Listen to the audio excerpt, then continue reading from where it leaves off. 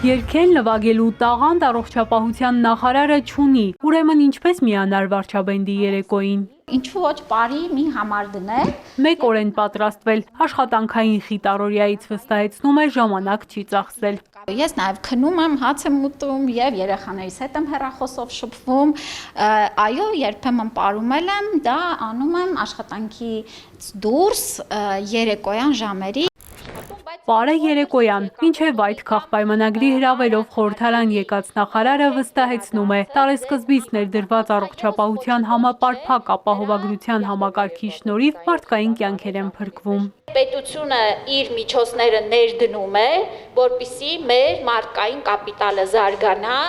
եւ մաքսիմում ծառայի Հայաստանի Հանրապետության զարգացմանը, տնտեսական աճին։ Համակարգի այս տարվա շահառուները մինչև 18 եւ 65-ից բարձր տարիքային խմբերն են։ 18-ից 65 տարեկան հաշմանդամություն ունեցողները, սոցիալապահովները, զոհված ինձարայողի ընտանիքի անդամները։ Մյուս խումբը 200,000-ից բարձր աշխատավարձ ստացողներն են եւ 2,400,000-ից ավելի շրջանառություն ունեցող անհատ ձեռներեցները։ Կարգավիճակը տրվում է ավտոմատ, ասում է նախարարը, պետք է ուղղակի ներբեռնել ու գրանցվել արմետ հավելվածում։ Եթե ունենք իսկապես շտապ օգնության կարիք, այստեղ դիմում ենք առաջինը շտապ օգնության կամ հիվանդանոց եւ այստեղ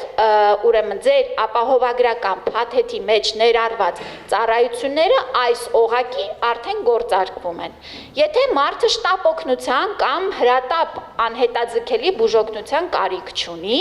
ապա նա գնում է արդեն պլանային իր պոլիկլինիկա կամ ամբուլատորիա, ընտանեկան բժշկի, թերապևտի կամ մանկաբույժի մոտ։ Հերթեր առաջնային օղակներում չկան, վստահեցնում է Անահիտ Ավանեսյանը։ Առցանց գրանցումները մեղմում են կուտակումները, չնայած հունվարից դիմելիությունն ավելացել է։ Հունվարի 29-ի դրությամբ 65+ տարիքի 50,073 թոշակառու պետական բյուջեի միջոցներով ստացել է 4.3 միլիարդ դրամի առողջապահական ծառայություն, 57 թոշակառու ստացել է մինչև 4 միլիոն դրամի աջակցություն, 158 թոշակառու 2-ից 4 միլիոն, 802 անձ 1-ից 2 միլիոնի աջակցություն։ Ավանեսյանի խոսքով համակարգում ընդգրկված է 1,571,181 անձ։ Էրմինե Ղարիբյան, Ալեքսանդր Կիրոյան, Էպիկենտրոն։